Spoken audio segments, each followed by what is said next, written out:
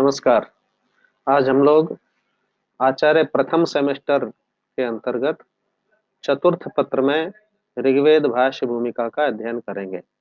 ऋग्वेद भाष्य भूमिका में हम लोग पूर्व में अध्ययन कर चुके हैं कि आचार्य सायण ने सर्वप्रथम यजुर्वेद का व्याख्यान किया था।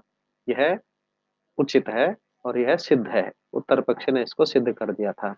अब पूर्व पक्षी का कहना है कि ननु वेद एव तावन नास्ति।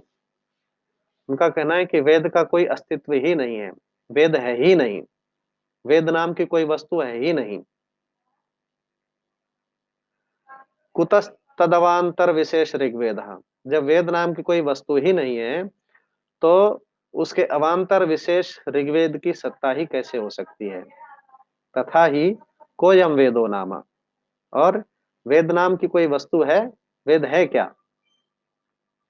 न ही तत्र लक्षणम प्रमाणम वास्ति। और इसका न तो कोई लक्षण है और न ही कोई इसका कोई प्रमाण है। न च तदुभय व्यतिरेकेण किंचित वस्तु प्रसिद्ध्यति। और इन दोनों लक्षण और प्रमाण के बिना किसी वस्तु की कोई सिद्धि नहीं होती है। क्योंकि लक्षण प्रमाणाभ्याम ही वस्तु सिद्धि ही इति न्याय विदाम मतम। न्याय शास्त्र के विद्वान यह मानते हैं कि लक्षण और प्रमाण के द्वारा ही वस्तु की सिद्धि हो सकती है। और यहाँ तो दोनों की ही सिद्धि नहीं हो रही है। प्रत्यक्षानुमानागमेषु प्रमाण विशेषेषु अंतिमो वेद इति तल्लक्षणमिति चेत। यदि ऐसा कहते हैं कि वेद का लक्षण इस प्रकार किया जाए कि प्रत्यक्ष, अनुमान और आगम, इन प्रमाण रीतियों में वेद अंतिम प्रमाण है, तो यह भी युक्त नहीं है। न, यह भी युक्त नहीं है। क्योंकि मनवादि स्मृतिषु अतिव्याप्ते है।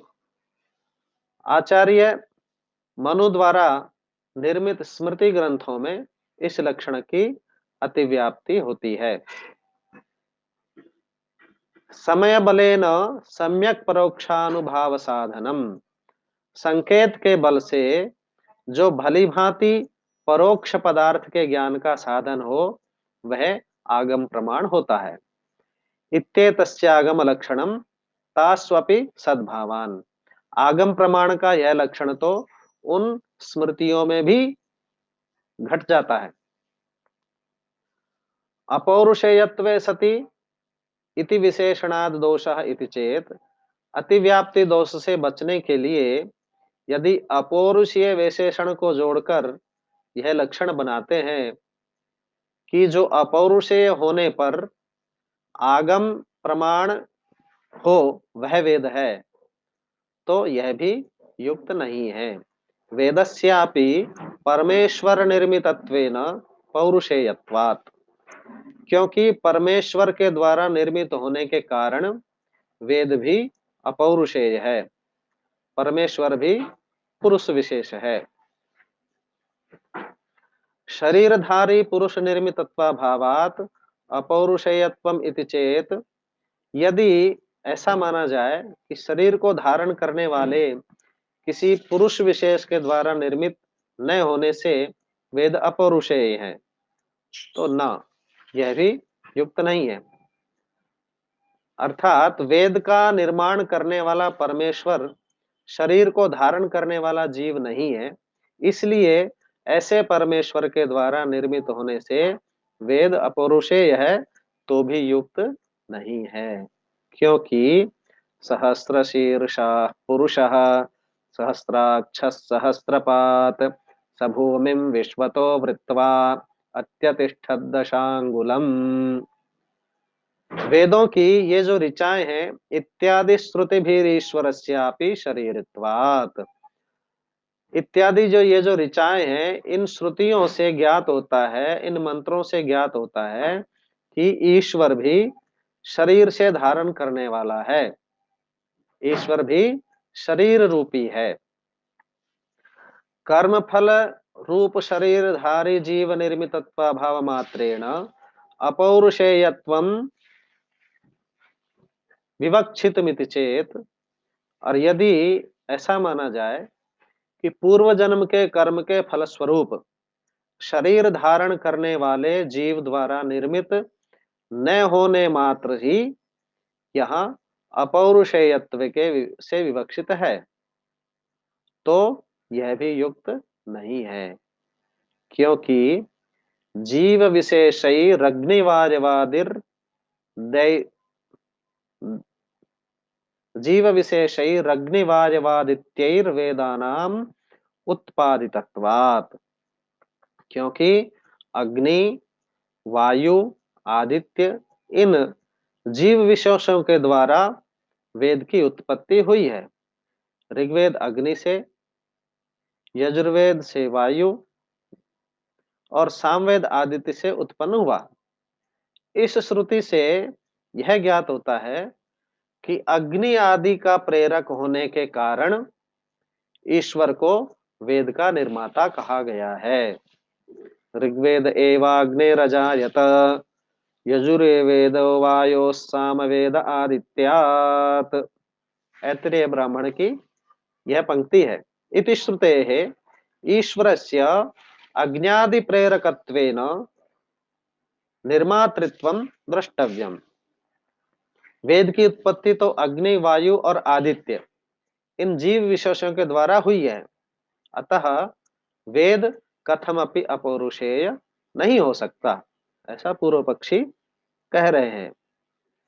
मंत्र ब्राह्मणात्मक शब्द राशिर्वेद इति चेत, और यदि ऐसा माना जाए कि मंत्र ब्राह्मणात्मक शब्द राशि को वेद कहते हैं, तो न यह भी युक्त नहीं है। क्यों? क्योंकि ऋग्वेदम भगवोध्येमि ईदृशो मंत्रः ईदृशम ब्राह्मणम इत्यनयोरद्याप्य निर्णितत्वात्, क्योंकि आज तक भी यह निर्णय नहीं हो सका है कि ऐसा भी कोई मंत्र होता है और ऐसा भी ब्राह्मण ग्रंथ होता है।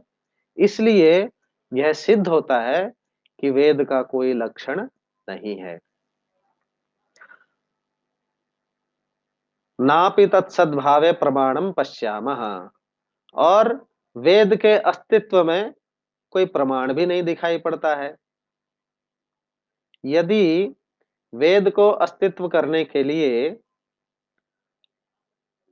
ऋग्वेदम भगवोध्येमि यजुर्वेदम सामवेदमाथर्वणम चतुर्थम, छांदोग्य उपनिषद की इस पंक्ति को देखते हैं, इत्यादि वाक्यम प्रमाणमिति चेत, यदि इस पंक्ति को प्रमाण मानते हैं तो भी युक्त नहीं है, क्योंकि तस्यापि वाक्यस्य वेदान्तःपातित्वेन आत्माश्रयत्व प्रसंगात, क्योंकि यह वाक्य वेद के अंतर्गत पड़ता है और इसे प्रमाण मानने में आत्माश्रय दोष प्रसंग उपस्थित हो जाएगा। वेद के अस्तित्व को यह सिद्ध करने के लिए वेद के वाक्य को प्रमाण नहीं माना जा सकता। न खलु निपुणोपि स्वस्कंधमारोढ़ुम प्रभवति, अत्यधिक निपुण व्यक्ति भी अपने कंधे पर नहीं चढ़ सकता। वेद एव द्विजातीनां श्रेयस्करः परः, याज्ञवल्क्य स्मृति के इस वाक्य में वेद ही द्विजातियों के श्रेयस का सर्वश्रेष्ठ साधन है, ऐसा कहा गया है। यदि इसको प्रमाण के रूप में उद्धृत करते हैं तो यह भी युक्त नहीं,